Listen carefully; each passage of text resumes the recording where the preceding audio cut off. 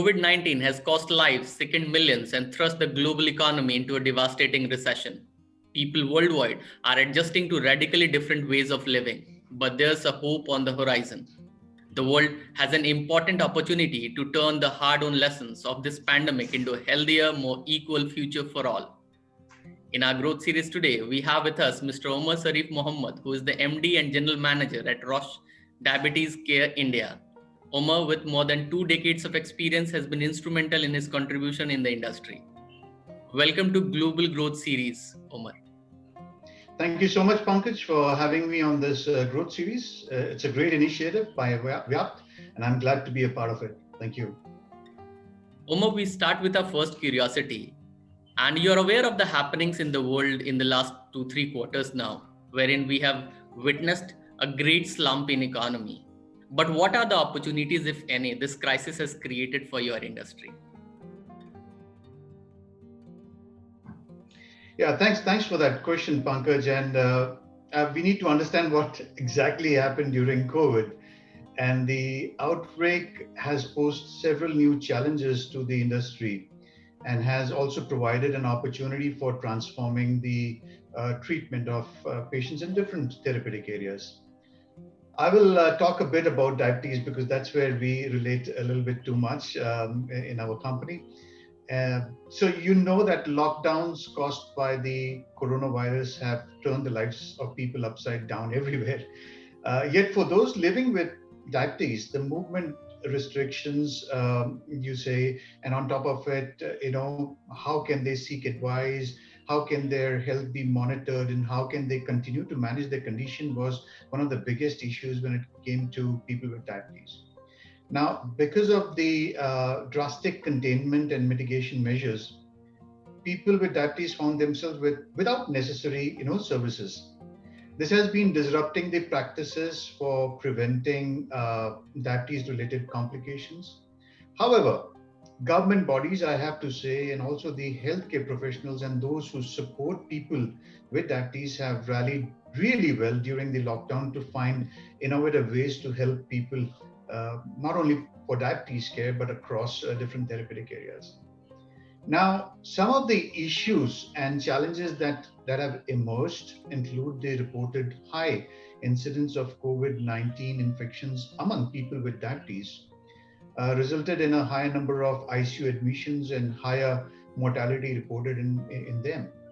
The increased predisposition of people with diabetes to COVID-19 infections is believed to be related to a compromised innate immunity that accompanies uncontrolled diabetes.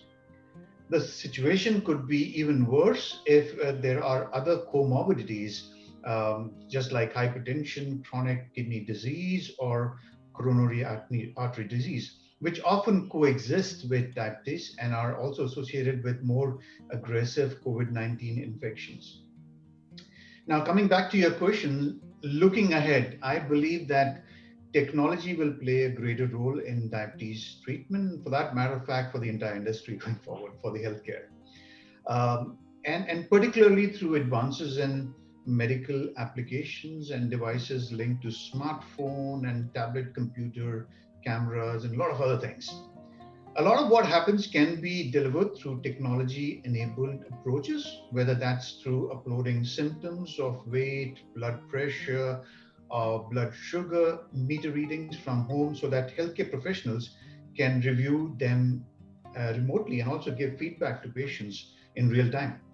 And there are many ways technology can keep people on track. And I think this is what is going to be the opportunity, Pankaj, going forward that we as healthcare professionals might be able to leverage.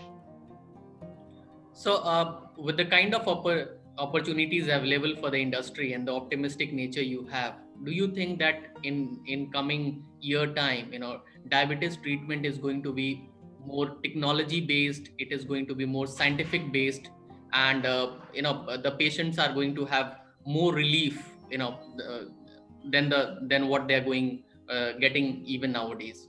Yeah, a lot will change for sure, Pankaj. And in the modern world today, technology governs almost every aspect of our lives, and healthcare is no exception. I know we've taken a bit of time to come there, but it's no exception. And COVID has taught us a great lesson, I would say.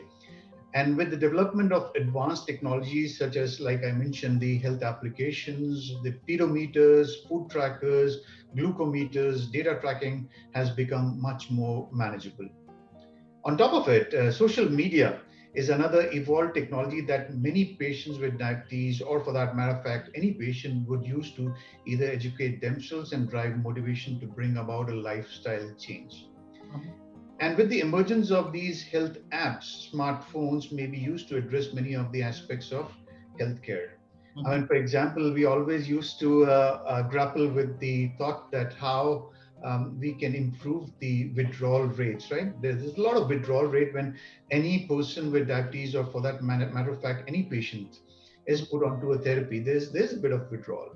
Now, with this technology, and for example, most diabetes apps take care of diabetes self-management part, as they allow manual entry for either blood glucose, food intake, and nowadays, with all the wearables, you can also input your exercise time and also the insulin intake and stuff like that. Now, during this global pandemic, remote patient monitoring, Pankaj, has come as an emerging force. And it is a very effective and sustainable solution for precaution, prevention, and treatment to stem the spread of COVID-19 and associated diseases, also with the help of this entire telemedicine. Now, talking about telemedicine as an opportunity, it can provide several benefits, particularly related to chronic illnesses such as diabetes. A patient can get treated from a specialist of choice without having to travel. And at Roche, we have a fantastic solution now. So we have a patient-based application, which will also now get connected to the doctor-based application, wherein this data resides within them. And they can converse with each other in terms of their complication or treatment modality, all of this, without having to travel.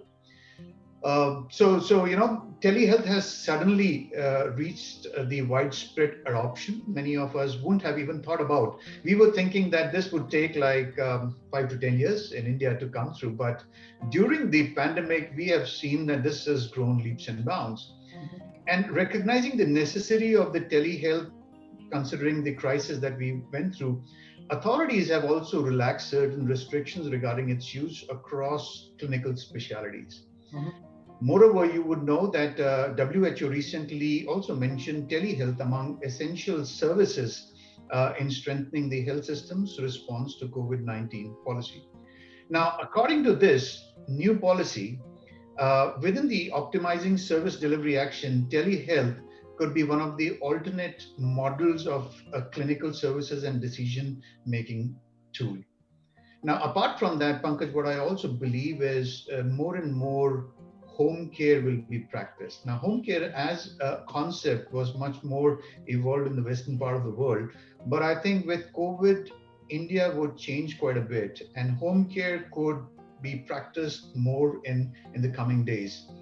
Now, home-based medical care could be the face-to-face management, ensuring less risk and high level of treatment satisfaction for a wide range of acute and chronic conditions, including, I would say, diabetes management. So I think the world will be moving through to all of this. And what it would mean is we might quite possibly move towards, integrated personalized therapy management. And that is important because we've always dealt with, if I had an issue, whether it is acute or chronic, calling up the healthcare facility, booking a time, going there, waiting, taking the prescription, being a little bit overwhelmed with your situation. So you need to, as a patient, deal with a lot of things with regards to caregivers, the physicians, the hospitals that you're associated with, nurses. And on top of it, personally, you have to take care of a lot of things like the diet and exercise, the physical activity, medication, measurement, data management, lifestyle. And on top of it, you have to continue doing your job. and I think this is a lot for any person having any condition. So I think what we will move towards is enabling patients to master the complexity of any complication, and thereby empowering the patients to collect, integrate, and analyze relevant data points to support treatment decisions between them and the healthcare professionals to make sure they're able to delay the disease progression. So I think in the new world, we will move beyond, kind of selling products and all of this. But I think we will move more towards integrated solutions for therapy management. And that'll be the key going forward, Pankaj. Omar, just a question around it, because we have seen in India, even cities and towns are they are more fortunate ones to get the applications, internet connectivity, and so on and so forth, so that they can have better health. But can you also talk about, because nowadays we see a lot of patients also in villages. We are very far off villages and India being we do not call India as just a country but as a subcontinent. It's huge. So. Is your organization or with the government authorities, I mean, is there any scope wherein you people are also educating people in rural sector how to use those applications so that they can benefit of these entire say the softwares or the applications which you put in across different segments? Yeah, very good question. And I think it's very apt for the current situation in the country. So you see the kind of application that I spoke about and the kind of connectivity I spoke about. Yes, you're right. May not work in kind of a rural setup, but knowing the fact that there are two parts of kind of addressing the needs of the customers. One, I've already spoken about. The mindset is changing. People are adapting to new ways of learning how to control their condition. The second, which you rightfully mentioned, are people who do not have access to care, Pankaj. So I think there we have a different challenge altogether, and I'm very happy that government has fantastic initiatives, from Ayushman Bharat to a lot of other initiatives that you see, which is addressing the needs of people in rural sector. Now, importantly, when you talk about non-communicable diseases, there is a lot more education that is required. Now, let's talk about diabetes as a therapy. If you see, I would say there is a rule of halves that is getting followed, which means 50% of the people out there do not know that they have diabetes. And that's a key concern. Out of the 50% who know that they have diabetes, half of them do not have access to care.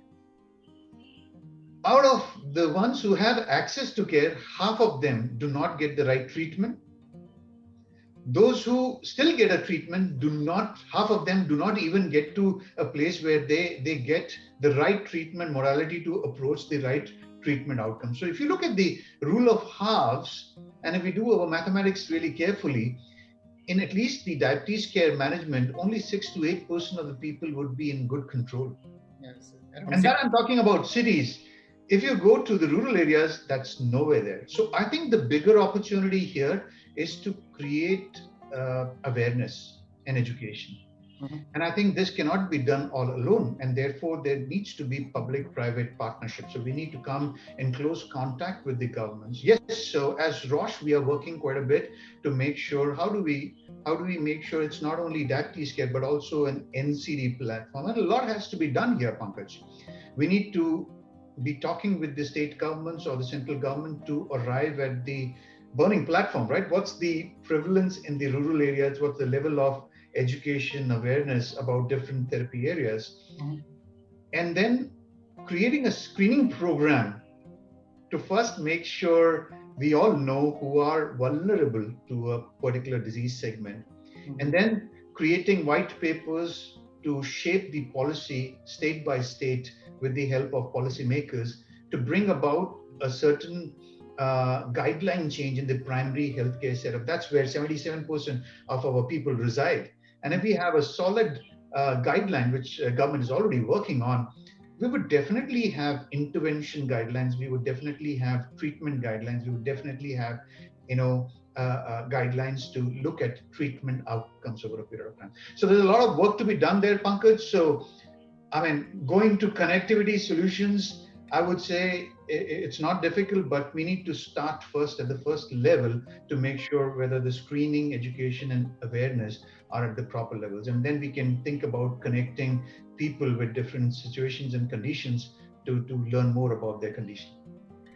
Omar, the answers which you're giving is giving me more hope and optimist. I'm really more optimistic about the future of our nation. But just a small question, just to add on, we have seen the one half of the story wherein you talked about even the rural people are getting some kind of training from various initiatives which the government is taking and other social segment is taking towards it.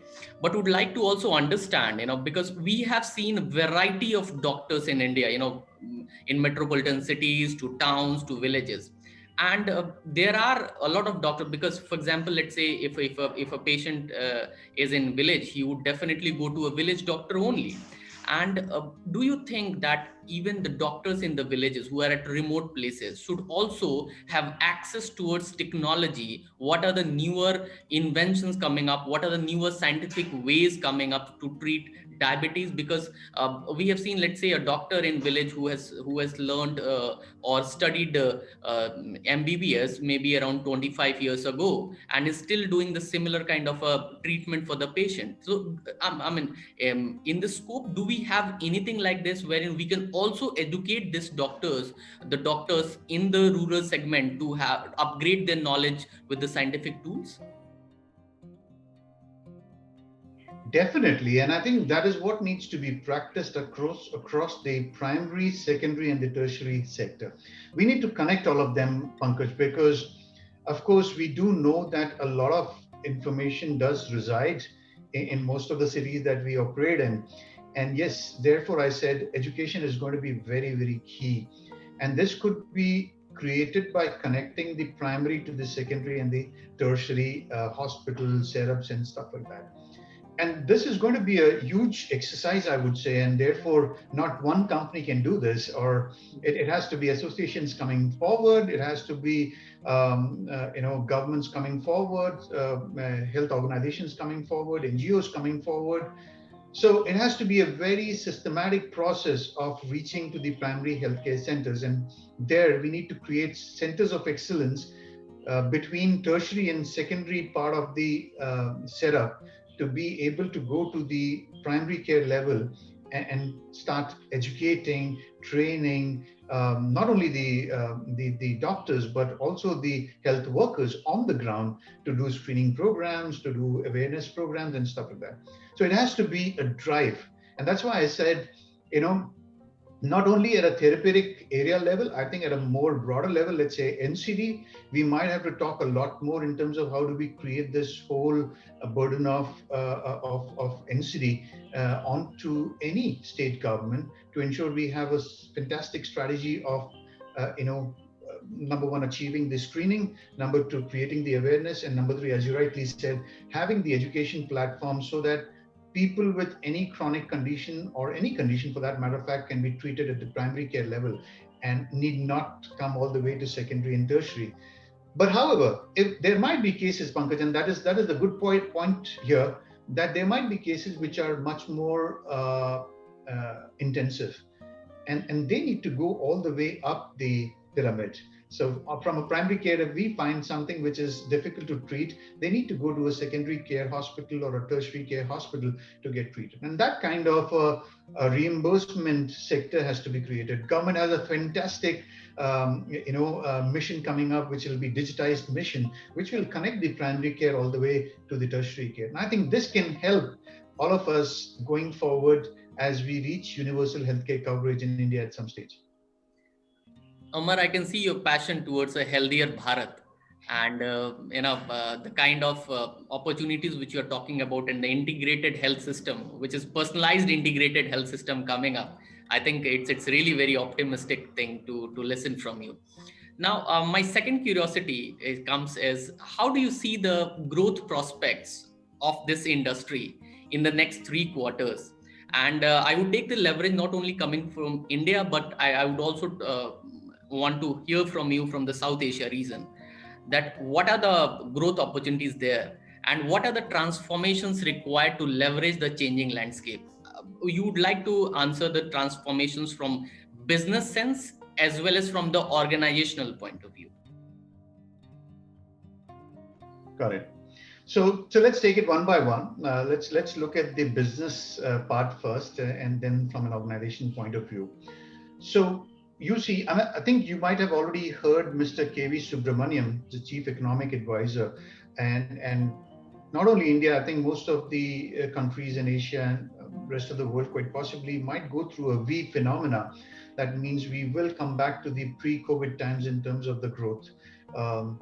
But this dip as we went down the V, it has taught us quite a bit of things, and that is what is going to drive the growth going forward, as you say, in the next 3 to 5 years.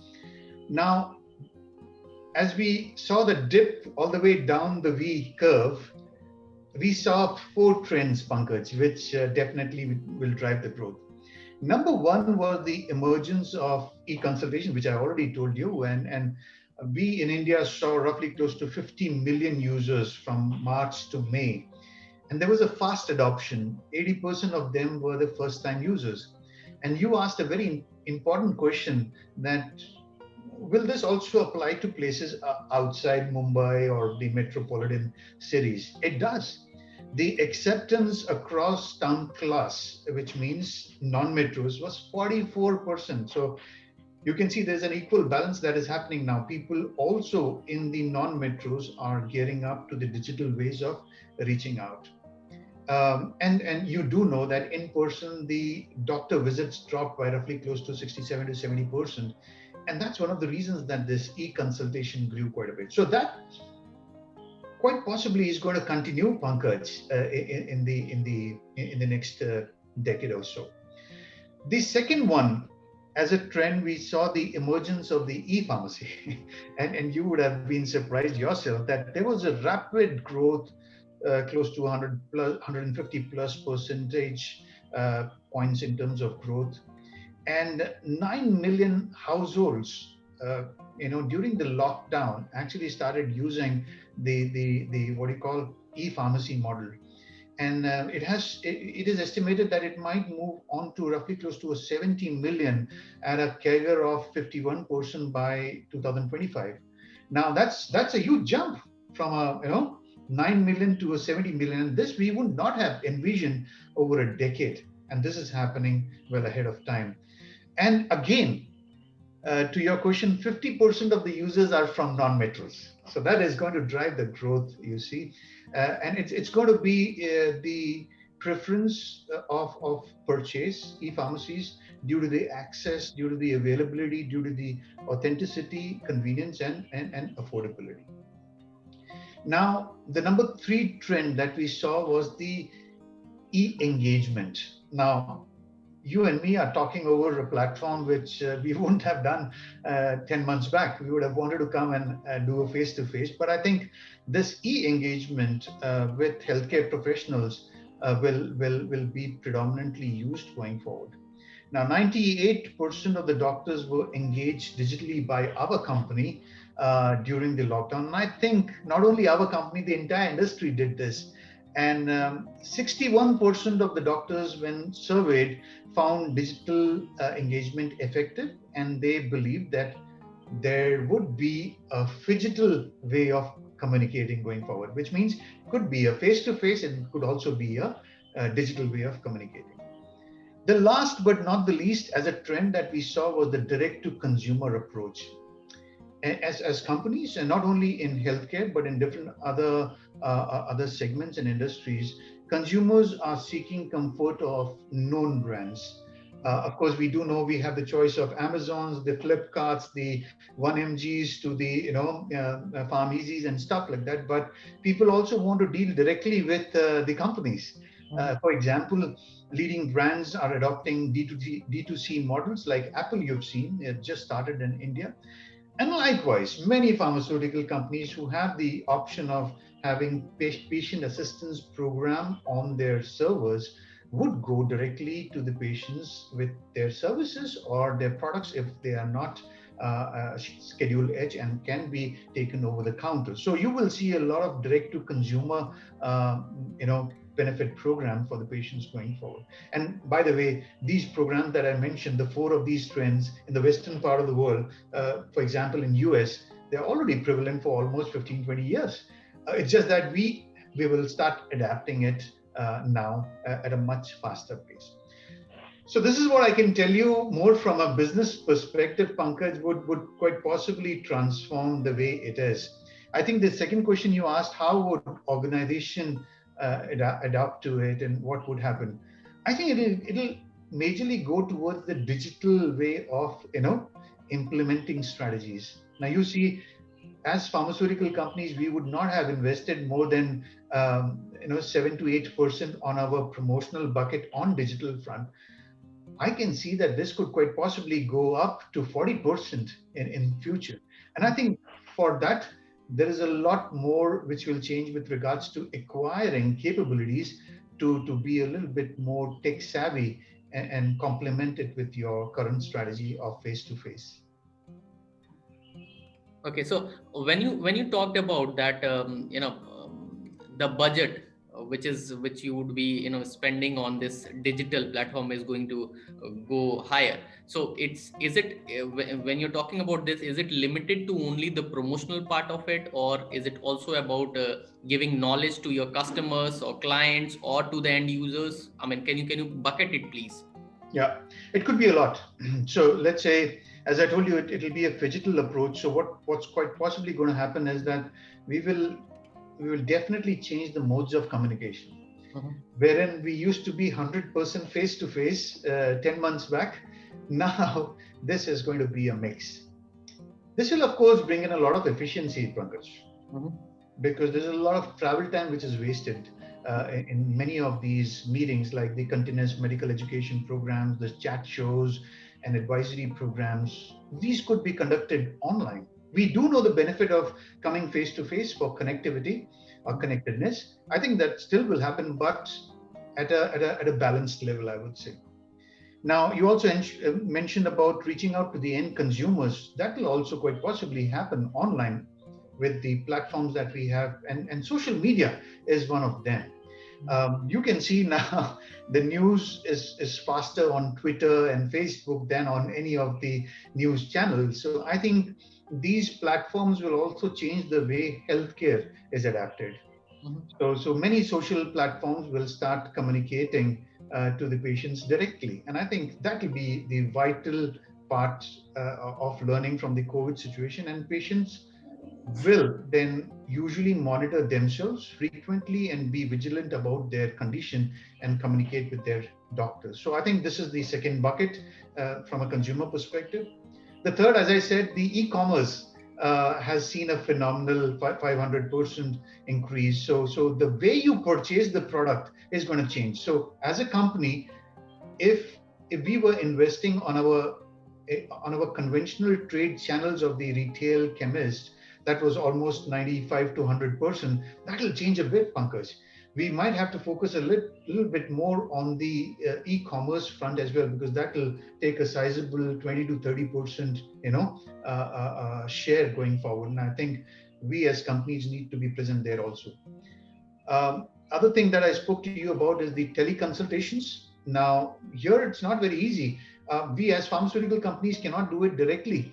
It has to be done in consultation with some technology savvy companies who can connect the patient to the doctor and get them to talk to each other by interventions using artificial intelligence, using live coaches to either support the patient or the doctor as an interventionist to make sure the treatment outcomes are adhered to. And this we have never practiced before. It's going to be a very unique capability that we'll have to develop. And as I said, tracking of patients' conditions and fluctuations for the doctors will become more essential. And I think many clinics will transform into digital home care clinics. Are we prepared as a pharmaceutical company to provide that support to the hospitals and clinics is is something that we'll have to see, and the time iterations to therapy leading to better adherence is what will be practiced going forward as a mindset change.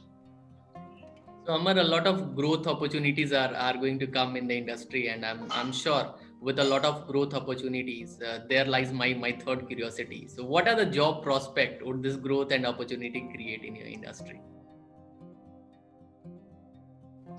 Yeah, so see, on one front, when you say that technology comes in, people get a little bit too scared that are we going to lose jobs because technology is going to do a lot of things.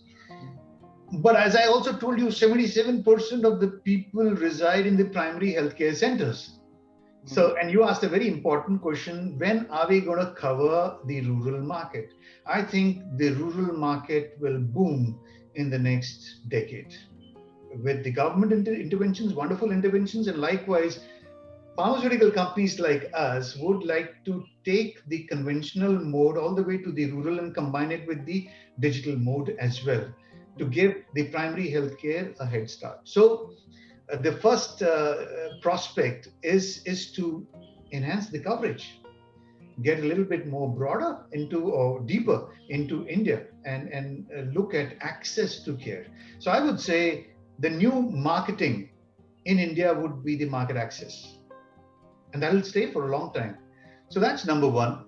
Number two, I would say we have discussed a lot on digital front, right? I mean, there's a lot of capabilities that'll need to be developed here, and you see from artificial intelligence based or for that matter of fact consumer oriented or healthcare professional oriented education screening programs, awareness programs, all of this have to go at a different level altogether. So there will be a lot of jobs being created in and around it. One aspect I missed out, Pankaj, I also believe one area, because we are moving towards the primary healthcare, there's a lot of prospect for health economics and outcome research. Mm-hmm. Now, health economics as a front is extremely important because when you go to primary healthcare centers, uh, you might want to make sure that you are a part of the reimbursed system in the country. And the reimbursed system in any country, for that matter of fact, will always go to the L1 pricing, the least pricing. Now, we need to develop innovation, quality versus the pricing, and come up with health economics and outcomes research to enable governments to choose between quality and price and to bring innovation to the country. And that's where Atmanirbhar Bharat comes, because as you've heard, this budget will have a little bit more emphasis towards healthcare. From 2% or 1.9%, it might move to 3.5 to 4%, which is a fantastic effort, which will bring innovation to the country by partnerships. And I think that's where we are getting forward to. That's where a lot of jobs will be created in the future, Pankaj, to make sure we're bringing access to care in the country. Amar, you rightly talked about it, and I would like to go back to the system wherein we take the least amount when L1, L2, and L3 are there. And I have heard many economists saying that that L1, L2, and L3 are not the most efficient way of doing things, because that is only a measure of the cost, wherein there has to be more research around it. So, what is the value proposition these companies are offering vis-a-vis the kind of cost they're looking at? So. I definitely agree with you. And when we have that integrated system is there, and you are talking about the healthcare industry getting deeper, and the accessibility is going to be there even in villages, so we would be seeing a lot of job opportunities in this particular decade.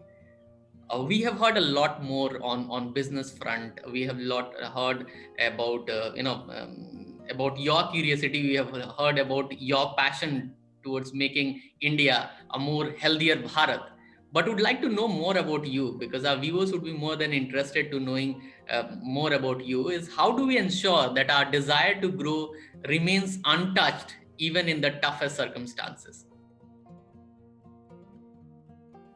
It's a good one, and I think this is more leadership oriented. Um, I think to prepare ourselves for the tough times to come, not only in India, I think across the world, this is what we follow, is to not be reactive.